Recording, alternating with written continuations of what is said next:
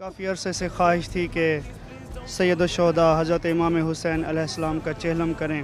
जब बीबी 20 सफ़र को वापस आई तो हमारी ख्वाहिश थी कि हम जाके करबला में हज़रत बीबी ज़ैनब जो शाम से अपने भाई का चेहलम करने आई हैं, हमारी भी यही ख्वाहिश थी कि हम बीबी ज़ैनब सलामुल्लाह अलैहा अल्लाहुम्मा सल्ली अला मुहम्मद व आल मुहम्मद बीबी के साथ यहाँ उनके भाई को पुरसा दें, बीबी को पुरसा दें। हम आए हैं इराक़ अल्हम्दुलिल्लाह। कल मैंने अपनी आँखों से मंज़र देखा, तकरीबन यहाँ पे 50 और 55 डिग्री सेंटीग्रेड के करीब गर्मी है।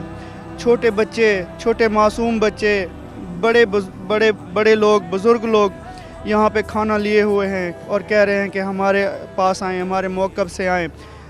हत्ता कि इतना है, जूते पॉलिश करके दे रहे हैं, कपड़े धो के दे रहे हैं। अगर हमारा बैग फट गया है, कपड़े फट गए हैं, कपड़े सी के दे रहे हैं।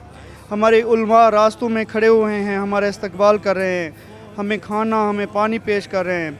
मैं सबसे रिक्वेस्ट करूँगा कि आप एक मरतबा ज़रूर आएँ। मेरी दुआ है कि आप एक मरतबा करबला ज़रूर आएँ।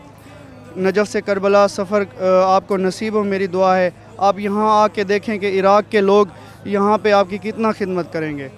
मौला आप सबको सलामत रखें।